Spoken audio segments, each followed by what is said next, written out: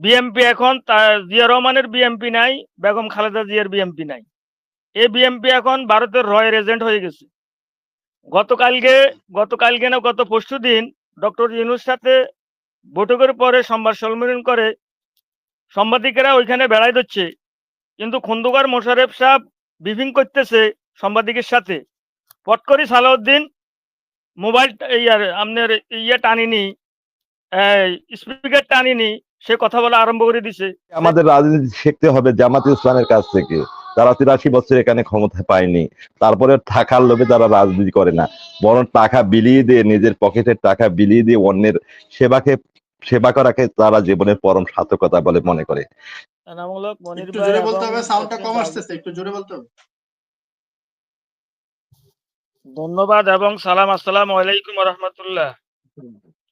জি, ওয়ালাইকুম আসসালাম। আসলে আমি রাজু ভাইয়ের কাছে আমার একটা প্রশ্ন।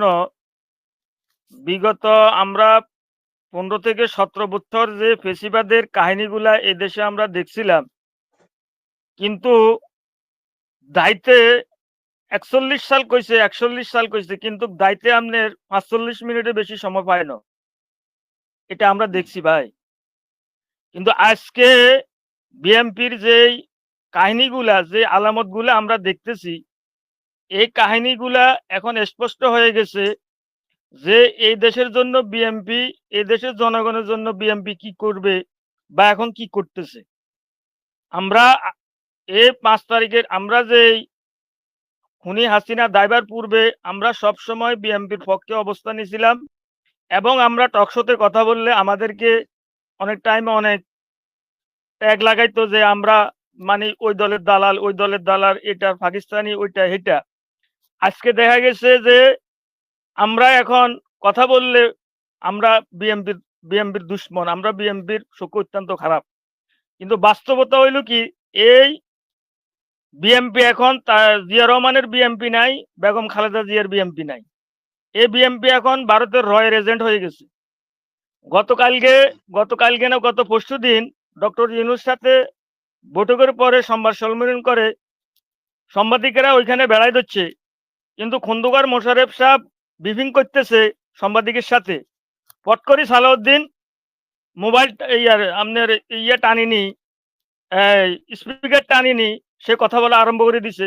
সে ডিসেম্বরে নির্বাচন চায়। আরে এ তো ভাই সুস্থ মস্তিষ্ক নিয়ে মানে আপনার দেশে আসে নাই, এ আসছে ভারতের হিসেবে। এখন আপনারা রাজু ভাই, আপনি যে জিয়া রহমানের আদর্শের কথা বলতেছেন, জিয়া রহমানের আদর্শ বলতে এদের কাছে কিছুই নাই। এরা পুরা ব্যর্থ, এরা দেশকে আবার ফেসিবাদের দোসরে নিয়ে যাবে। আমরা এ ধরনের বিএনপির পক্ষে এখন আর কথা বলতে রাজিও না, আর বিএনপির পক্ষে আমরা কথা শুনতেও রাজিও না। ধন্যবাদ। আসসালামু আলাইকুম রহমতুল্লাহ। জি, ধন্যবাদ আপনাকে। ইমরান ইমরান আহমেদ, আনমিউট করেন। আসসালামু আলাইকুম মনির ভাই, আপনাকে ধন্যবাদ আমাকে সুযোগ করে দেওয়ার জন্য, এবং রাজু স্যারকে সালাম। আসসালামু আলাইকুম। রাজু স্যারের কথা আমার খুবই ভালো লাগে, উনি বাস্তবসম্মত কথা বলেন এবং সত্য কথা বলেন। বর্তমানে আমরা যে বিএনপি দেখতেছি, এটা ম্যাডাম বেগম খালেদা জিয়ার বিএনপি না, এটা অনেকটা ভারতের সাথে আঘাত করে ওনারা নৈতিকতা হারিয়ে ফেলেছে। আগের বিএনপি এখন বিএনপি নাই, আমাদের আত্মীয় স্বজন, আমাদের সবাই আমরা বিএনপি, কিন্তু বর্তমানে বিএনপির কথাবার্তা, কাজকর্ম আমরা নিজেই হতাশ। এবং সেনাপ্রধানের উপরে আমাদের কিছু অভিযোগ আছে, কিন্তু সেনাবাহিনীর উপর আমার অভিযোগ নেই। সেনাবাহিনী আমাদের গর্বের, সেনাবাহিনীকে নিয়ে আমরা গর্ব করি। আর আজকে রাজু ভাই, আপনি জানেন সচিবালয়ে যে আমরা আন্দোলন করতেছে, আমি মনে করি ওরা স্বৈরাচারের দূষর, সরকারকে বেকায়দায় পালানোর জন্য ওরা এই আন্দোলনগুলো করতেছে। এই বিষয়ে আপনি একটু বললে আমরা খুশি হতাম। আসসালামু আলাইকুম। জি, ধন্যবাদ। সেলিম। আসসালামু আলাইকুম মনির ভাই। আসসালামু আলাইকুম মনির ভাই, আমি আপনাকে অনেক ধন্যবাদ। আপনার কাছে একটা প্রশ্ন প্রথমে, যেমন এই যে 5ই আগস্টের আগে যে কবি আইরিন খান উনি টকশোতে আসতো, উনার কোনো সন্ধান যদি আপনার কাছে থাকে তাহলে টকশোতে উনাকে একদিন নিয়ে আসবেন। উনি তো আমার কাছে ওনাদের কোনো সন্ধান নাই, ওনারা সবাই এখন আত্মগোপনে আছেন, সুতরাং আমার কাছে ওনাদের সাথে একটা প্রশ্ন করতে চাইলো ক্যাপ্টেন মারুফ রাজু ভাইয়ের কাছে। আসসালামু আলাইকুম রাজু ভাই। আমার প্রশ্নটা হইলো জি বলেন। 5ই আগস্টের পরে যে ঢালাও ভাবে যে বিএনপি অনেক নেতাকর্মী মানে ছাড়া পাইছে, যে রাজনৈতিক ভাবে মামলা হামলা অনেক জেলে বন্দি ছিল, প্রায় সকলেই ছাড়া পাইছে। এর মধ্যে কি এই অনেক সন্ত্রাসীও তো ছিল, সন্ত্রাসী গুলাকে যে ঢালাও ভাবে যে ছেড়ে দিল, এই কাজটা তো আমার মনে হয় ঠিক হয় নাই। তাদেরকে তো একটু যাচাই বাছাই করে ছাড়ানো উচিত ছিল। ঠিক আছে, জি সবাই তো আর ভালো লোক না। এই বিষয়টা জি নিয়ে ধন্যবাদ আপনাকে। হ্যাঁ, ধন্যবাদ মামুন। মামুন ভাই। বিসমিল্লাহির রহমানির রহিম। সম্মানিত উপস্থিতি, আসসালামু আলাইকুম। মনির ভাই, আপনাকে ধন্যবাদ আমাকে নেওয়ার জন্য। মারুফ স্যারকে অনেকদিন পর দেখলাম, ধন্যবাদ স্যারকে। স্যার, আমরা তো এই বাংলাদেশের এই ক্লান্তি লগ্নে সবসময় কথা বলি, এখনো বলতে ইচ্ছে করে। এখন আবার একটা কঠিন ক্লান্তি লগ্ন। বিএনপি যেভাবে ইলেকশন নিয়ে পড়ে আছে, তারা নির্বাচনই চাচ্ছে, কিন্তু একটা বিশেষ পরিস্থিতির উপর দাঁড়িয়ে যখন নিয়মটাকে ওভারটেক করা হয় পরিস্থিতি বিবেচনা করে। আজকে ইউনূস সরকার হয়তো একটু ইলেকশন দিতে বিলম্ব করতেছে, এর পিছনে কারণ আছে। কিন্তু আপনি যদি একটু হিসেব নিকাশ করেন, যেহেতু একটা আমি প্রত্যন্ত অঞ্চলে বসবাস করি, এখানকার মানুষের অনুভূতি গুলো বোঝবার চেষ্টা করি। এখানকার মানুষ 90% মানুষ চাচ্ছে ইউনূস সরকার কিছুদিন থাকুক। আজকে রাজনৈতিক দলগুলোর উপরে সাধারণ মানুষের আস্থা অনেকখানি হারিয়ে গেছে, আর যার কারণে ইউনূস সরকারকে তারা এত বেশি পছন্দ করতেছে। আর সে জায়গা থেকে রাজনীতিবিদরা বারবার ইউনূস সরকারকে তাড়ানোর যে চেষ্টাটুকু করতেছে, এর মূল কারণ হচ্ছে ক্ষমতা। ক্ষমতায় গেলে পরে আগামী 5 বছরে কিভাবে 50 কোটি টাকা করা যায় সেই চিন্তা ভাবনা। এই থেকে টাকার রাজনীতি থাকে আমরা যখন সরে আসব, আপনি দেখবেন স্যার, কেউ রাজনীতি করতে চাবে না। টাকার মজা এখানে অপরিসীম। কাজেই এই টাকা থেকে আমরা কেন বিরত থাকতে পারি না? আজকে আমাদের রাজনীতি শিখতে হবে জামাত ইসলামের কাছ থেকে। তারা 83 বছর এখানে ক্ষমতা পায়নি, তারপরে টাকার লোভে তারা রাজনীতি করে না, বরং টাকা বিলিয়ে দিয়ে, নিজের পকেটের টাকা বিলিয়ে দিয়ে অন্যের সেবা করাকে তারা জীবনের পরম সার্থকতা বলে মনে করে। ইংল্যান্ড কি বিএনপি শিখবে না? বিএনপি তো একটা আদর্শিক দল ছিল।